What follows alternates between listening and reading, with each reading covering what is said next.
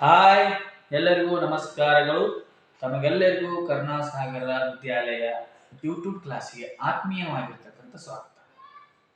ಬನ್ನಿ ನನ್ನ ಪ್ರೀತಿಯ ಸ್ಪರ್ಧಾರ್ಥಿಗಳೇ, HSTR, GPSTR ಮತ್ತು PSTRಗೆ ಸಂಬಂಧಪಟ್ಟಿರ್ತಕ್ಕಂತಹ ಇತಿಹಾಸದ ಒಂದು ವಿಷಯಗಳನ್ನ ನೋಡ್ಕೊಳ್ತಾ ಬಂದಿದ್ದೀವಿ.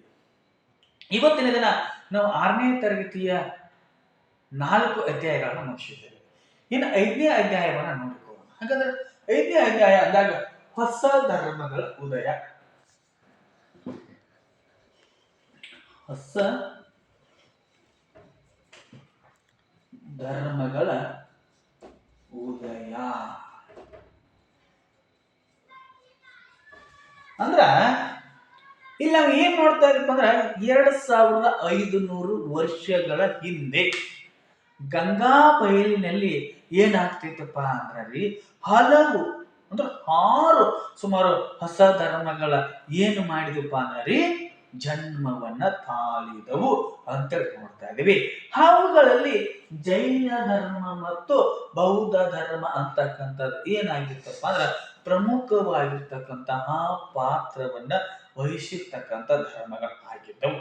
ಹಾಗಾದ್ರೆ ಬೌದ್ಧ ಧರ್ಮದ ಸ್ಥಾಪಕ ಯಾರಪ್ಪ ಅಂದ್ರೆ ಗೌತಮ ಬುದ್ಧನಾಗಿದ್ದ. ಜೈನ ಧರ್ಮದ ಸ್ಥಾಪಕ ಯಾರಾಗಿದ್ರಪ್ಪ ಅಂದ್ರ ಅವರು ವೃಷಭನಾಥ. ಪ್ರವರ್ತಕ ಅಂದಾಗ ವರ್ಧಮಾನ ಮಹಾವೀರ ಆಗಿದ್ರು. ಹಾಗಾದ್ರೆ ಈ ಸಮಯದಲ್ಲಿ ನಾವು ಬೌದ್ಧ ಧರ್ಮದ ಬಗ್ಗೆ ನೋಡುವಾಗ ಬೌದ್ಧ ಧರ್ಮ, ಹಾಗಾದ್ರೆ ಈ ಬೌದ್ಧ ಧರ್ಮದ ಸ್ಥಾಪಕರು ಯಾರು ಅಂದಾಗ ಅವ್ರು ಯಾರಪ್ಪ ಅಂದ್ರ ಗೌತಮ ಬುದ್ಧ. ಸ್ಥಾಪಕ ಯಾರು? ಗೌತಮ ಬುದ್ಧನಾಗಿದ್ದ. ಹಾಗಾದ್ರೆ ಈತನ ಬಾಲ್ಯದ ಹೆಸರನ್ನ ನಾವು ನೋಡುವಾಗ ಸುಮಾರು 2500 ವರ್ಷಗಳ ಹಿಂದೆ ಈತನ ಒಂದು ನಾವು ಗೌತಮ ಬುದ್ಧನ ಬಗ್ಗೆ ಮಾಹಿತಿಯನ್ನ ನೋಡ್ತಾ ಇದೀವಿ. ಹಾಗಾದ್ರೆ ಗೌತಮ ಬುದ್ಧನ ಬಾಲ್ಯದ ಹೆಸರನ್ನು ನೋಡುವಾಗ ಆತನ ಬಾಲ್ಯದ ಹೆಸರು ಸಿದ್ಧಾರ್ಥ ಆಗಿತ್ತು. ಏನಾಗಿತ್ತು? ಸಿದ್ಧಾರ್ಥ ಆಗಿತ್ತು. ಇನ್ನ ತಂದೆ ಅಂದಾಗ ಶುದ್ಧೋಧನ, ಇನ್ನು ತಾಯಿ ಅಂದಾಗ ಮಾಯಾದೇವಿ, ಇನ್ನು ಸಾಕು ತಾಯಿ ಅಂದಾಗ ಸಾಕು ತಾಯಿ ಪ್ರಜಾಪತಿ ಗೌತಮಿ. ಪ್ರಜಾಪತಿ ಗೌತಮಿ. ಇನ್ನ ಹೆಂಡತಿ, ಹೆಂಡತಿ ಅಂದಾಗ ಯಶೋಧರ. ಮಗ ಅಂದಾಗ ರಾಹುಲ. ನೋಡಿ, ಈ ರೀತಿಯಾಗಿ ಈತನ ಒಂದು ಕುಟುಂಬ ಇತ್ತು, ಸಿದ್ಧಾರ್ಥನ ಕುಟುಂಬ.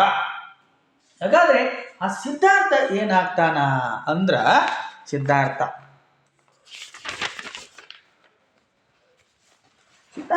ಏನ್ ನೋಡ್ರಿ, ಮಗ ರಾಹುಲ ಆದ. ಹೌದು. ಹಾಗಾದ್ರೆ ಈ ಸಿದ್ಧಾರ್ಥನ ಬಗ್ಗೆ ಬಾಲ್ಯದಲ್ಲಿ ಅಶಿತ ಎಂಬ ಮಹಾಋಷಿಗಳು ಏನು ಮಾಡ್ತಾರಪ್ಪ ಅಂದ್ರೆ ಈತನ ಬಗ್ಗೆ ಭವಿಷ್ಯವನ್ನ ನೀಡಿರ್ತಾರ. ಭವಿಷ್ಯವನ್ನ ನೀಡಿರ್ತಕ್ಕಂಥ ಏನು ನೀಡಿರ್ತಾರಪ್ಪ ಅಂದ್ರೆ ಭವಿಷ್ಯ ಈತನು ಜಗತ್ತನ್ನ ಆಳ್ತಕ್ಕಂತಹ ಒಬ್ಬ ರಾಜ ಆಗ್ತಾನ, ಅಥವಾ ದುಃಖವನ್ನ ವಾಸಿ ಮಾಡ್ತಕ್ಕಂತಹ ಒಬ್ಬ ಸನ್ಯಾಸಿಯಾಗ್ತಾನ ಅಂತ ಈ ಅಶಿತ ಎಂಬ ಮಹಾಋಷಿಗಳು ಯಾರ ಬಗ್ಗೆ ಮಾಹಿತಿ ನೀಡಿದ್ರ ಗೌತಮ ಬುದ್ಧನ ಬಗ್ಗೆ ಮಾಹಿತಿಯನ್ನ ನೀಡುತ್ತಾರ. ಅದು ಇವರ ಬಾಲ್ಯದ ಬಗ್ಗೆ. ಬಾಲ್ಯದಲ್ಲಿ ಅವರು ಏನ್ ಮಾಡ್ತಾರೆ ಇದನ್ನ. ಹಾಗಾದ್ರೆ ಎಲ್ಲಿ ಜನಿಸ್ತಾರ ಅಂದ್ರ ನೇಪಾಳದ ಲುಂಬಿನಿ ವನದಲ್ಲಿ ಜನಿಸ್ತಾರ. ನೇಪಾಳದ ಲುಂಬಿನಿ ವನ. ಈ ನೇಪಾಳದ ಲುಂಬಿನಿ ವನದಲ್ಲಿ ಯಾರು ಜನಿಸ್ತಾರ ಅಂದ್ರ ಈ ಸಿದ್ಧಾರ್ಥ ಅಂತಕ್ಕಂಥವ್ರು ಜನಿಸಿರ್ತಾರ. ಹಾಗಾದ್ರೆ ಇಲ್ಲಿ ಏನ್ ಹೇಳ್ತಾರ, ಈತ ರಾಜ್ಯನಾಗ್ತಾನ, ಇಲ್ಲ ಅಂದ್ರ ಏನಾಗ್ತಾನ, ಜಗತ್ತನ್ನ ದುಃಖನ ನಿವಾರಣೆ ಮಾಡ್ತಕ್ಕಂತಹ ನಿವಾರಕನಾಗ್ತಾನ ಅಂತೇಳಿ. ಹಾಗಾದ್ರೆ ಆತನ ತಂದೆ ಶುದ್ಧೋಧನ ಶಾಕ್ಯಗಣದ ಮುಖ್ಯಸ್ಥನಾಗಿರುತ್ತಾನ. ಶಾಕ್ಯಗಣದ ಮುಖ್ಯಸ್ಥನಾಗಿರ್ತಕ್ಕಂತಹ ಯಾರಪ್ಪ ಅಂದ್ರ ಈ ಶುದ್ಧೋಧನ. ಈತನಿಗೆ ಯಾವುದೇ ಕಷ್ಟಗಳು ದುಃಖಗಳು ಬಾರದ ರೀತಿಯಲ್ಲಿ ಆತನನ್ನ ನೋಡ್ಕೊಳ್ತಾನ. ಆದ್ರೆ ಆತನಿಗೆ ಯಾವುದೇ ರೀತಿಯಾಗಿರ್ತಕ್ಕಂತಹ ಸಮಾಧಾನ ಅಂತಕ್ಕಂಥದ್ದು ಇರುವುದಿಲ್ಲ. ಈ ಸಮಯದಲ್ಲಿ ನಮ್ಮ ಸಿದ್ಧಾರ್ಥ ಈತನ ಒಂದು ಬಾಲ್ಯದ ಬಗ್ಗೆ ಅವರ ಗುರುಗಳ ಒಂದು ಮಾಹಿತಿಯ ಪ್ರಕಾರ ಆ ಸಿದ್ಧಾರ್ಥ ಅವರು ಏನ್ ಮಾಡ್ತಾರಪ್ಪ ಅಂದ್ರ ಒಂದು ದಿನ ವಿಹಾರಕ್ಕೆ ಹೊರಟಾಗ ಮೊದಲನೇದಾಗಿ ವೃದ್ಧನನ್ನ ನೋಡ್ತಾರ, ಒಬ್ಬ ವಯಸ್ಸಾದವನನ್ನ ನೋಡ್ತಾರ. ಆ ನಂತರ ಏನು ಮಾಡ್ತಾರ, ಒಬ್ಬ ರೋಗಿಯನ್ನ ನೋಡ್ತಾರ. ಆ ನಂತರ ಒಬ್ಬ ಸನ್ಯಾಸಿಯನ್ನ ನೋಡ್ತಾರ. ಆ ನಂತರ ಒಬ್ಬ ಒಂದು ಶವವನ್ನ ನೋಡ್ತಾರ. ಇದು ಒಂದು ಬಾಲ್ಯದ ಆತನ ಗುರುಗಳ ಅಂದ್ರ ಬುದ್ಧ ಗುರುವಿನ ಬಾಲ್ಯದ ಬಗ್ಗೆ ಇದೊಂದು ಮಾಹಿತಿ. ನಮ್ಮ ಬುದ್ಧ ಗುರುಗಳಲ್ಲ, ಅವರ ಬಗ್ಗೆ ಒಂದು ಮಾಹಿತಿ. ಒಂದು ವೃದ್ಧನನ್ನ ನೋಡಿದ್ರು, ರೋಗಿಯನ್ನ ನೋಡಿದ್ರು, ಸನ್ಯಾಸಿನ ನೋಡಿದ್ರು, ಶವನನ್ನ ನೋಡ್ತಾರ. ಇವುಗಳಲ್ಲಿ ಅವರಿಗೆ ಈ ಒಂದು ಏನಪ್ಪಾ ಅಂದ್ರೆ ಸನ್ಯಾಸತ್ವವೇ ಅವರಿಗೆ ಏನಾಗಿಬಿಡ್ತದ, ಬಹಳಷ್ಟು ಸಮಾಧಾನ ಕೊಡುವಂತಹ ಒಂದು ಆಯ್ಕೆ ಆಗಿಬಿಡ್ತದ.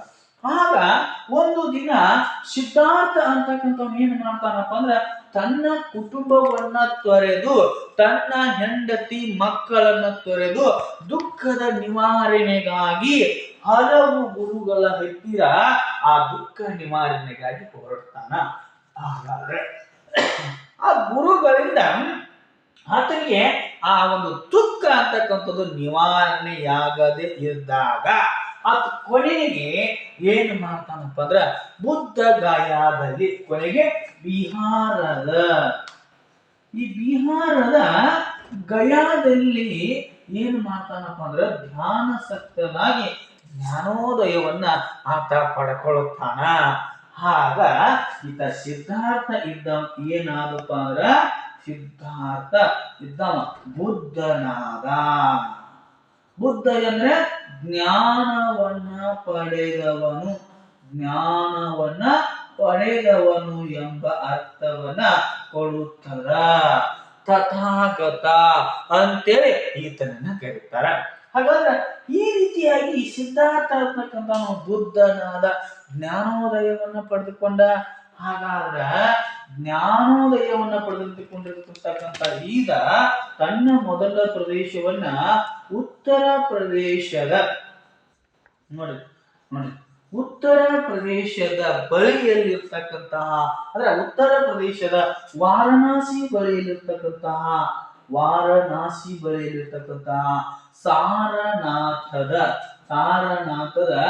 ಜಿಂಕೆ ವನದಲ್ಲಿ ತನ್ನ ಮೊದಲ ಒಂದು ಏನ್ ಮಾಡ್ತಾನಪ್ಪ ಅಂದ್ರ ಪ್ರವಚನವನ್ನ ಬೋಧನೆಯನ್ನ ಸಾರ್ತಾನ. ಇದನ್ನ ಏನಂತ ಕೇಳ್ತಾರಪ್ಪ ಅಂದ್ರ ಧರ್ಮ ಚಕ್ರ ಪ್ರವರ್ತನ. ಧರ್ಮ ಚಕ್ರ ಪ್ರವರ್ತನ ಅಂತ ಕರೀತಾನೆ. ಎಲ್ಲಿ ಸಾರ್ತಾನ? ಉತ್ತರ ಪ್ರದೇಶದ ವಾರಣಾಸಿ ಬಳಿಯಲ್ಲಿರ್ತಕ್ಕಂತಹ ಸಾರನಾಥದ ಜಿಂಕೆ ವನದಲ್ಲಿ ತನ್ನ ಒಂದು ಮೊದಲ ಬೋಧನೆಯನ್ನ 5 ಜನ ಶಿಷ್ಯರಿಗೆ ಸಾರ್ತಾನ. ಅದನ್ನ ಬುದ್ಧ ಪೂರ್ಣಿಮಾ, ಗುರು ಪೂರ್ಣಿಮಾ ದಿನವನ್ನಾಗಿ ಆಚರಣೆ ಮಾಡ್ತಾ ಇದ್ದೇವೆ. ಅದನ್ನ ಧರ್ಮ ಚಕ್ರ ಪ್ರವರ್ತನ ಅಂತೇಳಿ ನಾವು ಕರಿತಾ ಇದ್ದೇವೆ. ಹಾಗಾಗಿ ಈತ ಏನ್ ಮಾಡ್ತಾನಪ್ಪ ಅಂದ್ರ ತಾನು ಯಾವಾಗ ಈ ಬೋಧನೆಯನ್ನ ಮಾಡ್ಕೊಳ್ತಾ ಇರ್ತಾನ ನೋಡ್ರಿ, 40 ವರ್ಷಗಳ ಕಾಲ ಸತತ ಈ ರೀತಿಯಾಗಿ ಬೋಧನೆಯನ್ನ ಮಾಡಿ ಕೊನೆಯದಾಗಿ ಏನು ಮಾಡ್ತಾನಪ್ಪ ಅಂದ್ರ ಈತ ಬಿಹಾರದ ಕುಶಿನಗರ ಎಂಬಲ್ಲಿ, ಎಲ್ಲಿ ಬಿಹಾರದ ಕುಶಿನಗರ ಎಂಬಲ್ಲಿ ಏನು ಮಾಡ್ತಾನಂದ್ರ ನಿರ್ವಾಹನವನ್ನ ಹೊಂದುತ್ತಾನ ಅಂತಕ್ಕಂಥದ್ದನ್ನ ನಾವು ನೋಡ್ತಾ ಇದ್ದೇವೆ.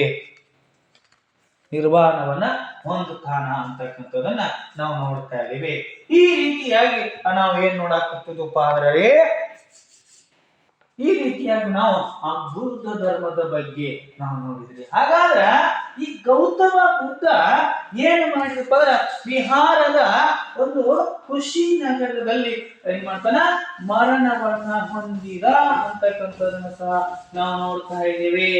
ಹಾಗಾದ್ರೆ ಈತ ಏನು ಮಾಡಿದ? ಸತ್ಯ. ಹೌದು, ಗೌತಮ ಬುದ್ಧ ಸತ್ಯದ ಪರವಾಗಿ ಯಾವಾಗಲೂ ಏನಾಗಿದಪ್ಪ ಅಂದ್ರೆ ಸತ್ಯವನ್ನ ಬೋಧಿಸುವನಾಗಿದ್ದ, ಶಾಂತಿಯನ್ನ ಬೋಧಿಸುವನಾಗಿದ್ದ, ಸಹನೆಯನ್ನ ಬೋಧಿಸುವವನಾಗಿದ್ದ, ಕರುಣೆಯನ್ನ ಬೋಧಿಸುವವನಾಗಿದ್ದ. ಇವೆಲ್ಲ ನಮ್ಮ ಬುದ್ಧನಲ್ಲಿ ಅಡಕವಾಗಿದ್ದವು. ಅಂದ್ರೆ ಈತ ಶುದ್ಧ ಜೀವನವನ್ನ ನಡೆಸಬೇಕಂತ ಹೇಳಿದ್ದ. ಶುದ್ಧ ಜೀವನ ನಡೆಸಬೇಕಂತ ಯಾರು ಹೇಳ್ತಾರಪ್ಪ? ಬುದ್ಧ ಹೇಳ್ತಾನ. ಯಾವಾಗ ಶುದ್ಧ ಜೀವನ ಮತ್ತು ಚಿಂತನೆಗಳ ಮೂಲಕ ಜ್ಞಾನವನ್ನ ಗಳಿಸಬೇಕಂತ ನಮ್ಮ ಬುದ್ಧನ ಉಪದೇಶ ಆಗಿತ್ತು, ಅದು ಉಪದೇಶಗಳ ಗುರಿಯಾಗಿತ್ತು. ಇದನ್ನ ನಾವು ಏನಂತ ಕರೀತಾ ಇದೀವಿ ಅಂದ್ರೆ ಧಮ್ಮ ಅಂತೇಳಿ ಕರೀತಾ ಇದೀವಿ. ಧಮ್ಮ ಅಂದ್ರೆ ಏನ್ರಿ? ಶುದ್ಧ ಜೀವನ.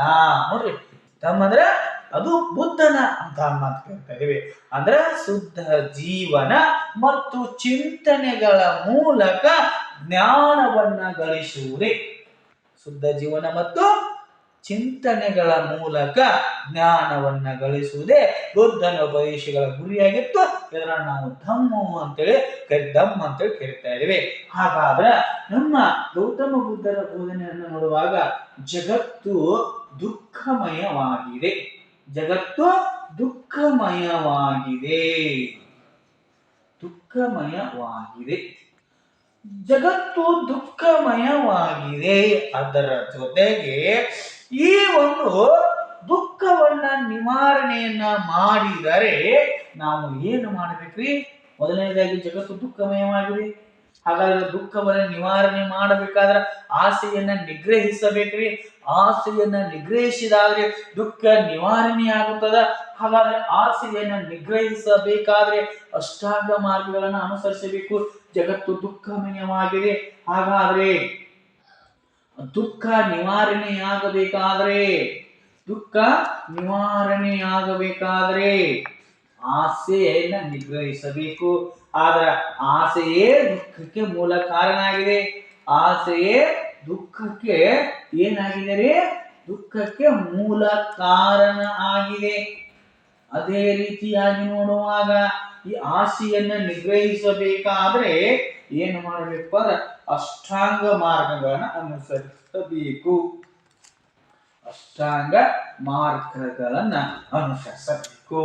ದುಃಖ ನಿವಾರಣೆ ಆಗಬೇಕಾದ್ರೆ ಆಸೆಯನ್ನ ನಿಗ್ರಹಿಸಬೇಕು. ಇವು ಗೌತಮ ಬುದ್ಧನ ಪ್ರಮುಖವಾಗಿರ್ತಕ್ಕಂತಹ 4 ಬೋಧನೆಗಳು. ಆಸೆಯನ್ನು ನಿಗ್ರಹಿಸಬೇಕಾದ್ರೆ ಅಷ್ಟಾಂಗ ಮಾರ್ಗಗಳನ್ನು ಅನುಸರಿಸಬೇಕಂದಾಗ ನೋಡ್ರಿ, ಒಳ್ಳೆಯ ಮಾತು ಇರಬೇಕು. ಒಳ್ಳೆಯ ಮಾತು. ಎರಡನೇದಾಗಿ ಒಳ್ಳೆಯ ಮನಸ್ಥಿತಿ. ಮೂರನೇದು ಒಳ್ಳೆಯ ನಂಬಿಕೆ. ಆ ನಂತರ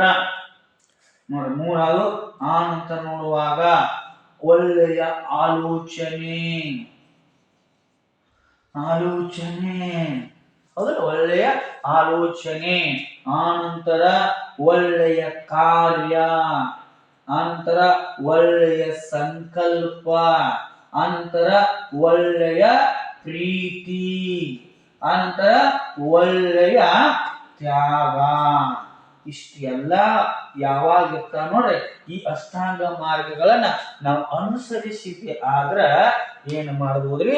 ದುಃಖಗಳ ನಿವಾರಣೆ ಆಗುವುದರಲ್ಲಿ ಎರಡು ಮಾತಿಲ್ಲ ಅಂತಕ್ಕಂಥದನ್ನ ಗೌತಮ ಬುದ್ಧ ಏನ್ ಮಾಡ್ತಾರಪ್ಪ ಬೋಧಿಸಿದರು ಅಂತೇಳಿ ನೋಡ್ತಾ ಇದ್ದೀವಿ. ಹಾಗಾದ್ರ ಈ 8 ಮಾರ್ಗಗಳನ್ನ ಗೌತಮ ಬುದ್ಧ ಅವರು ಬೋಧಿಸ್ತಾರ.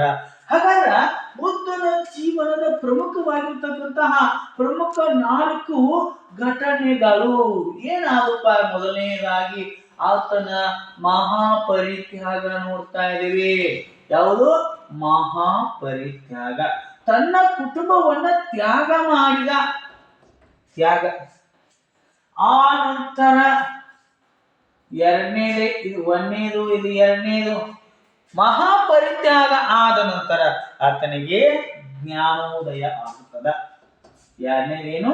ಜ್ಞಾನೋದಯ. ಎರಡನೇದು ಜ್ಞಾನೋದಯ. ನಾಲ್ಕರವಲ್ಲಿ ಹೌದ್ರಿ, ಮಹಾಪರಿತ್ಯಾಗ, ಜ್ಞಾನೋದಯ. ಅದೇ ರೀತಿಯಾಗಿ ಯಾವಾಗ ಜ್ಞಾನೋದಯ ಆಗುತ್ತೆ ಅವಾಗ ತನ್ನ ಬೋಧನೆಯನ್ನು ಬೋಧಿಸ್ತಾನ. ಅದನ್ನ ಧರ್ಮಚಕ್ರ ಪ್ರವರ್ತನ, ಧರ್ಮಚಕ್ರ ಪ್ರವರ್ತನ ಅಂತೇಳಿ ಕರೀತಾರ. ಆ ನಂತರ ಏನೇ ಮಹಾಪರಿನಿರ್ವಾಣ. ಯಾರು? ಮಹಾಪರಿನಿರ್ವಾಣ. ಮಹಾಪರಿನಿರ್ವಾಣ ಅಂತೇಳಿ ನಾವು ನೋಡ್ತಾ ಇದ್ದೀವಿ. ಇವು ಆತನ ಜೀವನದ ಪ್ರಮುಖ 4 ಘಟನೆಗಳಾಗಿವೆ. ಅಂದ್ರೆ ಗೊತ್ತಾಯ್ತು, ಆತನ ಬೋಧನೆಗಳು ಜಗತ್ತು ಏನಾಗಿದೆಪ್ಪ ಅಂದ್ರೆ ದುಃಖಮಯವಾಗಿದೆ. ಆ ದುಃಖ, ಆಸೆಯೇ ದುಃಖಕ್ಕೆ ಮೂಲ ಕಾರಣ. ಆಸೆಯನ್ನ ನಾವು ನಿಗ್ರಹಿಸಿದರೆ ದುಃಖಗಳು ನಿವಾರಣೆಯಾಗುತ್ತವೆ. ಹಾಗಾದ್ರೆ ಆ ದುಃಖಗಳು ನಿವಾರಣೆಯಾಗಬೇಕಾದ್ರೆ, ಆಸೆಗಳು ಹೊರಟು ಹೋಗಬೇಕಾದ್ರೆ ಅಷ್ಟಾಂಗ ಮಾರ್ಗಗಳನ್ನು ಅನುಸರಿಸಬೇಕು. ಆವಾಗ ದುಃಖಗಳು ನಿವಾರಣೆ ಆಗುತ್ತವೆ ಅಂತಕ್ಕಂಥದ್ದನ್ನ ನಾವು ನೋಡಿದ್ರಿ. ಒಳ್ಳೆಯ ಮಾತು, ಒಳ್ಳೆಯ ಮನಸ್ಥಿತಿ, ಒಳ್ಳೆಯ ನಂಬಿಕೆ, ಒಳ್ಳೆಯ ಆಲೋಚನೆ, ಒಳ್ಳೆಯ ಕಾರ್ಯ, ಒಳ್ಳೆಯ ಸಂಕಲ್ಪ, ಒಳ್ಳೆಯ ಪ್ರೀತಿ, ಒಳ್ಳೆಯ ತ್ಯಾಗ. ಈ ರೀತಿಯಾಗಿ ಆತನ ನಾವು ಏನ್ ಮಾಡ್ತಾ ಇದೀವಿ? ಬೋಧನೆಗಳು, ಆರ್ಯ ಸತ್ಯಗಳು ಅಂದ್ರೆ ಅಷ್ಟಾಂಗ ಮಾರ್ಗಗಳು ರೀ. ಆರ್ಯ ಸತ್ಯಗಳು, ಅಷ್ಟಾಂಗ ಮಾರ್ಗಗಳು ಅಂತೇಳಿ ನಾವು ನೋಡ್ತಾ ಇದೀವಿ. ಇದಲ್ಲದ ತನ್ನ ಅನುಯಾಯಿಗಳಿಗೆ ಆತ ಏನು ಬೋಧಿಸ್ತಾನಪ್ಪ ಅಂದ್ರೆ ಸತ್ಯ. ಹೌದಲ್ರಿ? ಹಿಂಸೆ ಮಾಡಬೇಡ್ರಿ, ಮದ್ಯಪಾನವನ್ನ ಮಾಡಬೇಡ್ರಿ. ಹೌದ್ರಿ? ಈ ರೀತಿಯಾಗಿ ಆತ ಏನ್ ಮಾಡ್ತಾನಪ್ಪ ಅಂದ್ರ ಬೋಧಿಸ್ತಾನ. ಭ್ರಷ್ಟಾಚಾರ ಮಾಡದಿರಲು ಸಹ ಆತ ಹೇಳ್ತಾನ. ಹೌದ್ರಿ? ಈ ರೀತಿಯಾಗಿ ನಾವು ಗೌತಮ ಬುದ್ಧನ ಬೋಧನೆಗಳನ್ನು ನೋಡ್ತಾ ಇದೀವಿ. ಅಷ್ಟಾಲದ ಗೌತಮ ಬುದ್ಧ ತನ್ನ ಉಪದೇಶವನ್ನ ಸರಳವು, ಹೌದ್ರಿ, ಜನರ ಭಾಷೆ ಆಡ್ತಕ್ಕಂತಹ ಏನಪ್ಪಾ ಅಂದ್ರೆ ಪಾಲಿ ಭಾಷೆಯಲ್ಲಿ ಅವುಗಳನ್ನ ಏನ್ ಮಾಡ್ತಾನಂದ್ರ ಬೋಧಿಸಿದ ಅಂತೇಳಿ ನಾವು ನೋಡ್ತಾ ಇದೀವಿ. ಯಾಕಂದ್ರ ಜನರಾಡುವ ಭಾಷೆಯಾಗಿರ್ತಕ್ಕಂತಹ ಪಾಲಿ ಭಾಷೆಯಲ್ಲಿ ಏನ್ ಮಾಡ್ತಾನಪ್ಪ ಅಂದ್ರ ಈತ ಬೋಧನೆಗಳನ್ನ ಬೋಧಿಸ್ತಾನ. ಹಾಗಾಗಿ ಇಲ್ಲಿ ನಾವು ನೋಡುವಾಗ ಏನಂತ ನೋಡ್ತಾ ಇದೀವಿ ಅಂದ್ರ ಈತನ ಅನೇಕ ಉಪದೇಶಗಳು ಅವರಲ್ಲಿ ಈತನ ಶಿಷ್ಯರು ಏನ್ ಮಾಡ್ಯಾರಪ್ಪ ಅಂದ್ರ ತ್ರಿಪೀಠಕಗಳಲ್ಲಿ ಅವುಗಳನ್ನ ಸಂಗ್ರಹಿಸಿದಾರ. ಹಾಗಾದ್ರ ಆ ತ್ರಿಪೀಠಕಗಳು ಯಾವಂದ್ರ ತ್ರಿಪೀಠಕಗಳು. ಹಾಗಾದ್ರ ಆ ತ್ರಿಪೀಠಕಗಳು ಅಂದಾಗ ಒಂದನೇದು ವಿನಯ ಪೀಠಕ, ವಿನಯ ಪೀಠಕ. ಎರಡನೇದು ಅಭಿಧಮ್ಮ ಪೀಠಕ, ಅಭಿಧಮ್ಮ ಪೀಠಕ. ಹೌದಲ್ರಿ? ಆ ನಂತರ ಮೂರನೇದು ಯಾವ್ದಪ್ಪ ಅಂದ್ರೆ ಸುತ್ತ ಪೀಠಕ ಅಂತೇಳಿ ನಾವು ನೋಡ್ತಾ ಇದ್ವಿ. ಇವನನ್ನ ಅವರ ಆ ಶಿಷ್ಯರು ಬುದ್ಧನ ಬೋಧನೆಗಳನ್ನ ಏನ್ ಮಾಡ್ತಾರಂದ್ರ ಕೇಳಿ ಅವುಗಳನ್ನ ರಚನೆ ಮಾಡ್ತಾರ. ಒಟ್ಟಿನಲ್ಲಿ ಇವುಗಳನ್ನ ತ್ರಿಪೀಠಕಗಳು ಅಂತ ಕರೀತಾರ.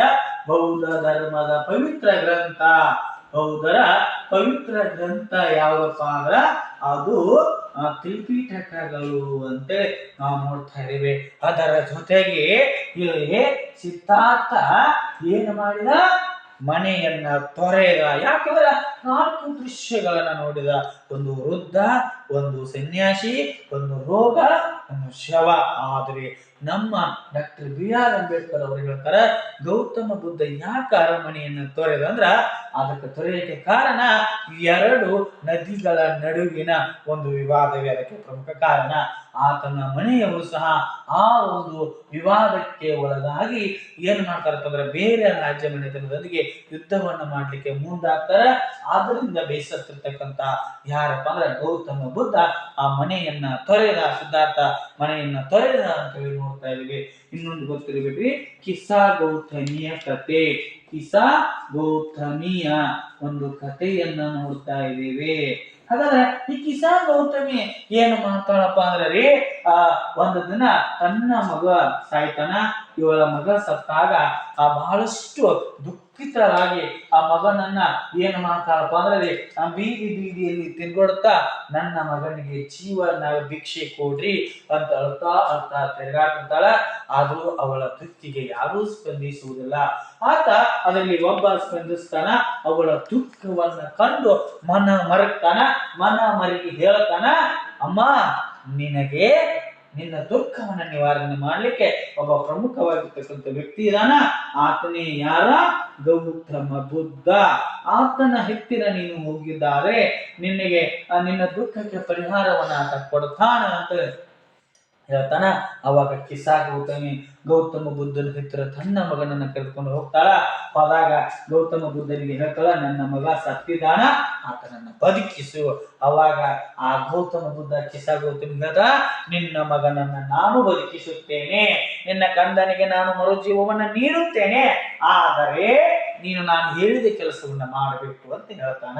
ಆವಾಗ ಕಿಸಾ ಗೌತಮಿ ಈ ಸುದ್ದಿಯನ್ನ ಕೇಳಿ ಬಹಳ ಸಂತೋಷದಿಂದ ಹೌದು ನನ್ನ ಮಗ ಬದುಕಬಹುದು, ಅದನ್ನು ಏನು ಮಾಡ್ಲಿ ಅಂತಂದಾಗ ಅವನು ಹೇಳ್ತಾನ, ಸಾವು ಕಾಣದ ಮನೆಗಳ ಸಾಸಿವೆ ಕಾಳು ನನಗೆ ತೆಗೆದುಕೊಂಡು ಬಾ, ಆವಾಗ ನನ್ನ ಮಗನನ್ನ ಬದುಕಿಸ್ತೇನೆ ಅಂತಂದಾಗ ಆ ಕಿಸಾ ಗೌತಮಿ ಇಂತಹ ಸಂತೋಷವನ್ನ ವಿಷಯ ಕೇಳಿ ಎಲ್ಲಾ ಮನೆಗಳಿಗೆಲ್ಲ ಏನ್ ಮಾಡ್ತಾಳಪ್ಪ ಅಂದ್ರೆ ಹೋಗ್ತಾಳ ಪ್ರತಿಯೊಂದೊಂದು ಮನೆಯನ್ನ ಬಿಡದೆ ಕೇಳ್ತಾಳ, ನಿಮ್ಮ ಮನೆಯಲ್ಲಿ ಸಾವು ಕಾಣದ ಇದ್ದರೆ ನನಗೆ ಸಾಸಿವೆ ಕಾಳು ಕೊಡೋದಾಗ ಎಲ್ಲರ ಮನೆಯಲ್ಲಿ ಒಬ್ಬೊಬ್ಬರು ತೀರ್ಕೊಂಡಿರ್ತಾರೆ. ಏನಂತೇಳಿ ಅವರ ತಂದೆ ಆಗಿರ್ಬೋದು, ತಾಯಿ ಆಗಿರ್ಬೋದು, ತಂಗಿ, ಅಜ್ಜ, ಅಜ್ಜಿ ಎಲ್ಲಾ ಕುಟುಂಬದಲ್ಲಿ ಈ ದೃಶ್ಯವನ್ನ ನೋಡಿ ಆ ಕಿಸಾ ಗೌತಮಿ ಏನಾಗಿ ಬಿಡ್ತಾಳ, ತನ್ನ ತಪ್ಪಿನ ಅರಿವು ತನಗೇ ಅರಿಯಾಗಿ ತಾವು ಏನ್ ಮಾಡ್ತಾಳಪ್ಪ ಅಂದ್ರೆ ಬಾಂಧಿ ಬಿಡ್ತಾಳ ಎಲ್ಲಿ?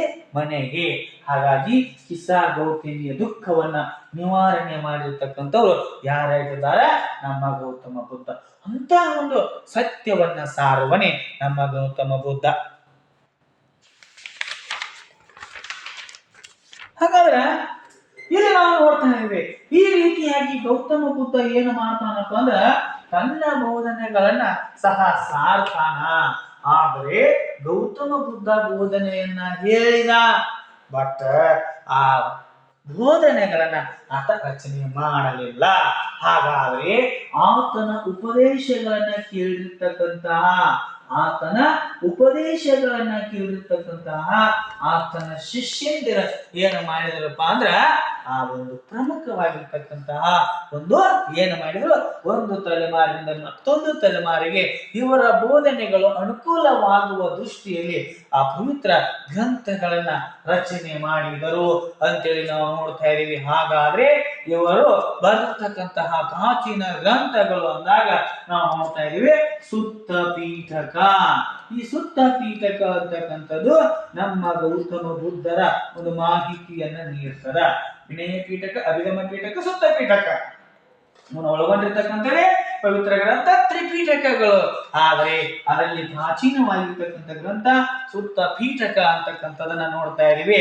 ಹಾಗಾಗಿ ಬುದ್ಧನ ಉಪದೇಶಗಳನ್ನ ಒಳಗೊಂಡಿರ್ತಕ್ಕಂಥ ಒಂದು ತ್ರಿಪೀಠಕ ಅಂದ್ರೆ ಅದು ಸುತ್ತ ಪೀಠಕ ಅಂತೇಳಿ ನೋಡ್ತಾ ಇದೀವಿ. ಈ ರೀತಿಯಾಗಿ ಗೌತಮ ಬುದ್ಧ ಏನು ಮಾಡಿದಪ್ಪ ಅಂದ್ರೆ ವಿವಿಧ ರೀತಿಯಾಗಿರ್ತಕ್ಕಂತಹ ಬೋಧನೆಗಳನ್ನ ಹೇಳುವುದರ ಮೂಲಕ ಆತ ಏಷ್ಯಾದ ಬೆಳಕು ಎನ್ನಿಸಿಕೊಂಡ. ಗೌತಮ ಬುದ್ಧರನ್ನ ಏಷ್ಯಾದ ಬೆಳಕು ಅಂತ ಕರೀತಾರ. ಏನಂತ ಕರೀತಾರ? ಏಷ್ಯಾದ ಬೆಳಕು. ಹಾಗಾದ್ರೆ ಈ ಗೌತಮ ಬುದ್ಧರನ್ನ ಏಷ್ಯಾದ ಬೆಳಕು ಅಂತ ಕರೆದವರು ಯಾರಂದ್ರ ಎಡ್ವಿನ್ ಅರ್ನಾಲ್ಡ್ ರವರು. ಎಡ್ವಿನ್ ಅರ್ನಾಲ್ಡ್ ರವರು ಏನ್ ಮಾಡ್ತಾರಪ್ಪ ಅಂದ್ರ ಈತನನ್ನ ಏಷ್ಯಾದ ಬೆಳಕು ಅಂತೇಳಿ ಕರೀತಾರ ಅಂತೇಳಿ ನೋಡ್ತಾ ಇದೀವಿ. ಹಾಗಾದ್ರೆ ಇವರ ನಂತರ ಬಂದಿರತಕ್ಕಂಥದ ಜೈನ ಧರ್ಮ. ಈ ಜೈನ ಧರ್ಮದಲ್ಲಿ ನಾವು ನೋಡ್ತಾ ಇದೀವಿ, ಜೈನ ಧರ್ಮದ ಸ್ಥಾಪಕ ಅಂದಾಗ ಸ್ಥಾಪಕ ಯಾರಪ್ಪ ಅಂದ್ರ ಋಷಭನಾಥ. ಯಾರು? ಋಷಭನಾಥ ಅಂತಕ್ಕಂಥ ಏನಾಗ್ತಾನಪ್ಪ ಅಂದ್ರ ಜೈನ ಧರ್ಮದ ಸ್ಥಾಪಕನಾಗ್ತಾನ. ಅದರ ಜೊತೆಗೆ ಪ್ರಥಮ ತೀರ್ಥಂಕರ ಈತನಿಗೆ ಆದಿನಾಥ. ಹೌದಲ್ಲ? ಅದೇ ರೀತಿಯಾಗಿ ಪ್ರಥಮ ತೀರ್ಥಂಕರ ಅಂತ ಕರೀತಾರೆ. ಪ್ರಥಮ ತೀರ್ಥಂಕರ ಅಂತೇಳಿ ಇವರನ್ನ ಕರೀತಾರ. ಅದೇ ರೀತಿಯಾಗಿ 23ನೇ ತೀರ್ಥಂಕರ ಅಂತ ನೋಡ್ತಾ ಇದೀವಿ. 23ನೇ ತೀರ್ಥಂಕರ ಅಂತೇಳಿ ನಾವು ಯಾರನ್ನ ಕರಿತಾ ಇದೀವಿ ಅಂದ್ರೆ ಪಾರ್ಶ್ವನಾಥ. ಪಾರ್ಶ್ವನಾಥನನ್ನ ನಾವು ಕರಿತಾ ಇದೀವಿ. ಪಾರ್ಶ್ವನಾಥನು ಹಾಗಾದ್ರೆ ಪಾರ್ಶ್ವನಾಥನ ಬೋಧನೆಗಳು ಅಂದಾಗ ಒಂದನೇದು ಸತ್ಯ ಅಂದ್ರೆ ಸುಳ್ಳನ್ನ ಹೇಳದಿರುವುದು. ಎರಡನೇದು ಏನಪ್ಪಾ ಅಂದ್ರೆ ಆಸ್ತೆಯ. ಆಸ್ತೆಯ ಅಂದ್ರೆ ಏನಪ್ಪಾ ಅಂದ್ರ ಅವಶ್ಯಕತೆಗಿಂತ ಹೆಚ್ಚು ಏನ್ ಮಾಡೋದ್ರಿ ಅವಶ್ಯಕತೆ.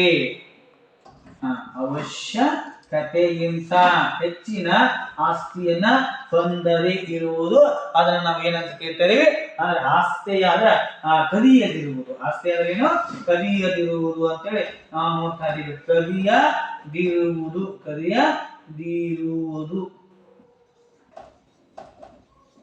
ಆಸ್ತಿ ಅಂದ್ರೆ ಕದಿಯದಿರುವುದು. ಅದೇ ರೀತಿಯಾಗಿ ಅಪರಿಗ್ರಹ. ಅಪರಿಗ್ರಹ ಅಂದ್ರೆ ಏನ್ರಿ ಅವಶ್ಯಕತೆಗಳಿಗಿಂತ ಹೆಚ್ಚಿನ ಆಸ್ತಿಯನ್ನ ಹೊಂದದಿರುವುದು. ಆಸ್ತಿ ಅಂದ್ರೆ ಕದಿಯದಿರುವುದು ಅಂದ್ರೆ ಕಳ್ಳತನ ಮಾಡದಿರುವುದು. ಅಪರಿಗ್ರಹ ಅಂದ್ರೆ ಅವಶ್ಯಕತೆಗಿಂತ ಹೆಚ್ಚಿನ ಆಸ್ತಿಯನ್ನು ಹೊಂದಿರುವುದು. ಆ ರೀತಿಯಾಗಿ ನಾವು ನೋಡಿ ಇಷ್ಟು ಬೋಧನೆಗಳನ್ನ ಆತ ಏನ್ ಮಾಡ್ತಾನಂದ್ರೆ ಸತ್ಯ, ಅದಕ್ಕೆ ಅಹಿಂಸೆ ಅಂತೇಳಿ ನೋಡ್ತಾ ಇದೀವಿ. ಇವು ಯಾರ ಬೋಧನೆಗಳಾಗಿದ್ವು? ಪಾರ್ಶ್ವನಾಥನ ಬೋಧನೆಗಳಾಗಿದ್ವು. ಇನ್ನ 24ನೇ ತೀರ್ಥಂಕರ ಅಂತೇಳಿ ಯಾರನ್ನ ಕರೀತಾರಪ್ಪ ಅಂದ್ರ ವರ್ಧಮಾನ ಮಹಾವೀರ.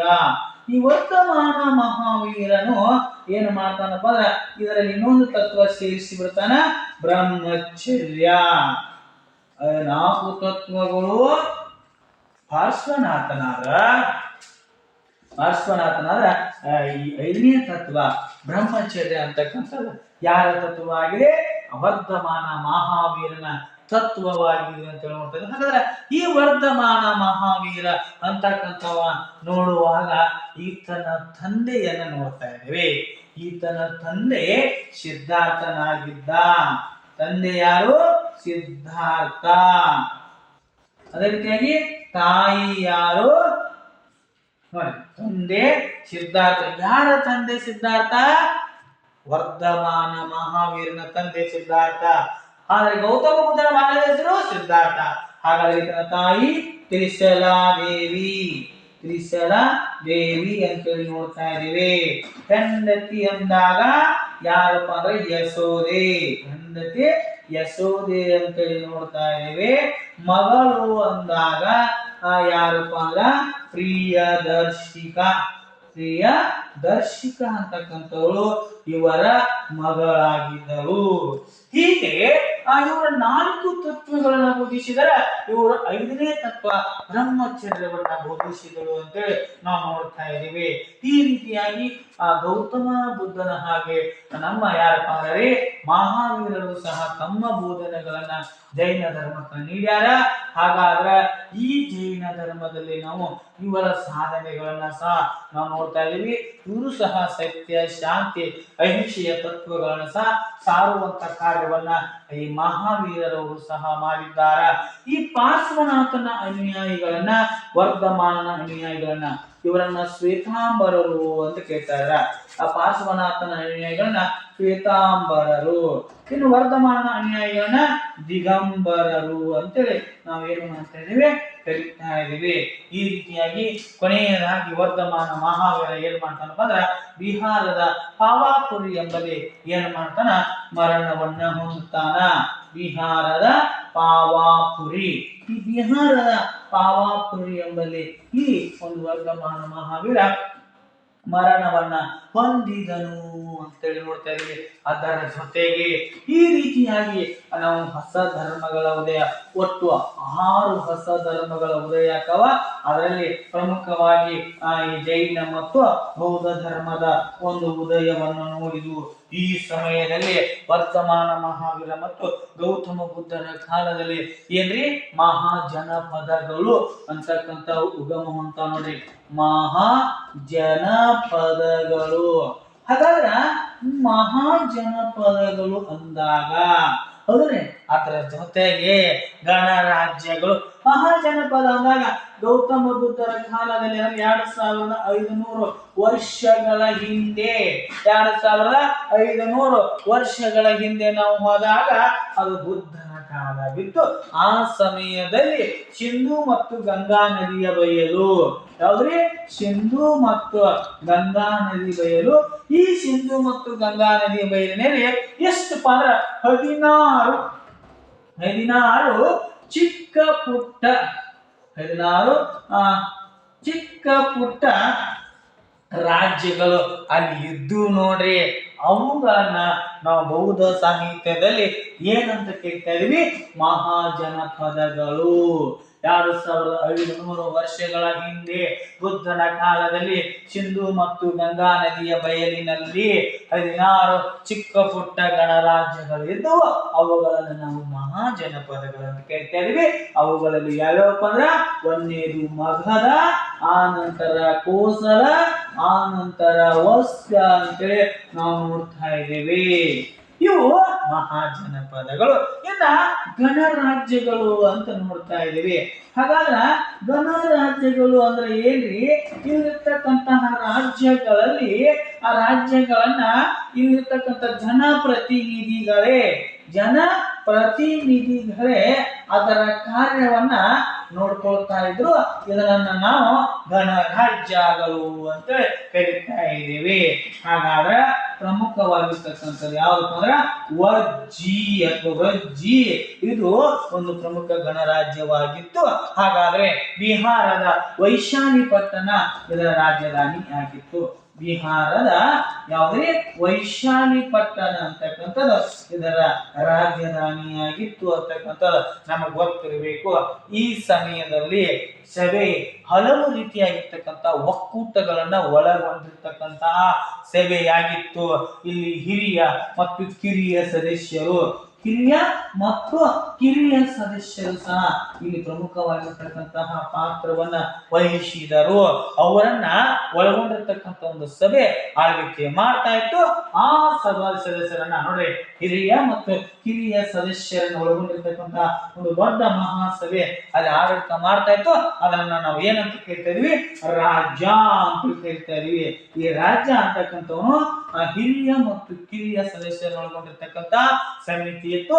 ಆ ನಂತರ ಈ ರಾಜ್ಯ ಒಂದು ಒಕ್ಕೂಟವನ್ನ ಮಾಡಿಕೊಂಡು ಏನ್ ಮಾಡ್ತಾ ಇದ್ದ ಆಡಳಿತವನ್ನ ನಡೆಸ್ತಾ ಇದ್ದ. ಹೀಗೆ ನಾವು ಹೊಸ ಧರ್ಮಗಳ ಉದಯ, ಅದರಲ್ಲಿ ಬೌದ್ಧ ಧರ್ಮ ಮತ್ತು ಜೈನ ಧರ್ಮ, ಅದರಲ್ಲಿ ಮಹಾಜನಪದಗಳು, ಗಣರಾಜ್ಯಗಳ ಬಗ್ಗೆ ನಾವೇನು ಮಾಡಿದ್ರೆ ಈ ಸಮಯದಲ್ಲಿ ನೋಡಿಕೊಂಡೆವು. ಹಾಗಾದ್ರೆ ಇಲ್ಲಿವರೆಗೆ ಈ ವಿಡಿಯೋವನ್ನು ವೀಕ್ಷಿಸಿದ್ದಕ್ಕಾಗಿ ತಮಗೆಲ್ಲರಿಗೂ ಧನ್ಯವಾದಗಳು. ಮತ್ತೆ ನಾಳಿನ ಕ್ಲಾಸ್ನಲ್ಲಿ ಇದು 8ನೇ ಅಧ್ಯಾಯ 5ನೇ ಅಧ್ಯಾಯ ಆಗಿದೆ. ಇನ್ನು 6ನೇ ಅಧ್ಯಾಯವನ್ನ ಮುಂದಿನ ಕ್ಲಾಸ್ನಲ್ಲಿ ನೋಡೋಣ.